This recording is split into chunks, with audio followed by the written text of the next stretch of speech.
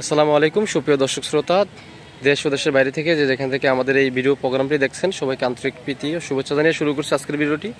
তো আজকে আমরা চলে আসলাম একজন সুন্দরী আপুর কাছে। আসলে আমরা শুনবো তার জীবনের গল্পগুলো, তিনি কি জন্য প্রতিবেদনের সামনে আসলেন বা তার কি চাওয়া পাওয়া। তো বেশি লেট না করে শুরু করা যাক আজকের ভিডিওটি। তো আসসালামু আলাইকুম। ওয়ালাইকুম আসসালাম। আপু কেমন আছেন আপনি? আছি ভাই, আলহামদুলিল্লাহ। ভালো না থাকলে ভালো থাকতে বলতে হয়। অবশ্যই ভালো না থাকলেও ভালো বলতে হয়। তো আপু শুরুতে আপনার নামটা আমরা একটু জানতে চাই। ওয়াজিয়া। ওয়াজিয়া, জি। মাশাআল্লাহ খুব সুন্দর নাম। আপনি কি মাদ্রাসায় লেখাপড়া করছেন? হ্যাঁ, মাদ্রাসা লেখাপড়া করছিলাম, বেশি পড়তে পারি নাই। আচ্ছা, ফ্যামিলিতে কে কে আছে আপনার? ফ্যামিলিতে বাবা আছে আর মা আছে। বাবা মা আছে, আপনি আছেন। আচ্ছা, তো এখন আপনি বর্তমানে কোথায় আছেন? ঠিকানাটা কোথায় আপনার? আমি কুমিল্লা ক্যান্টনমেন্ট আছি।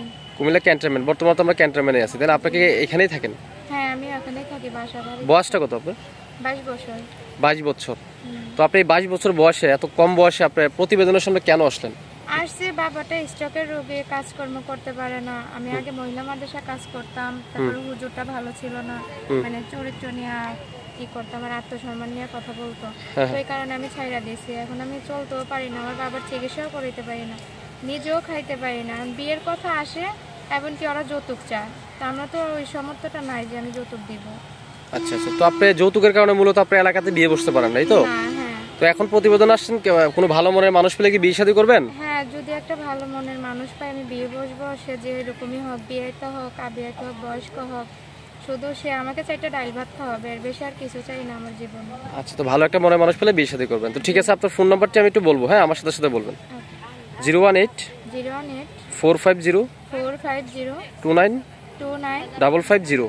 550। আরো একবার বলছি নাম্বারটি 018 018 450 450 29 29 550। 550। এই নাম্বারে ফোন দিলে আপনাকে পাওয়া যাবে, হ্যাঁ? জি, পাওয়া যাবে। তো শেষবেলা দর্শক ভাইদের উদ্দেশ্যে আর কিছু বলতে চান?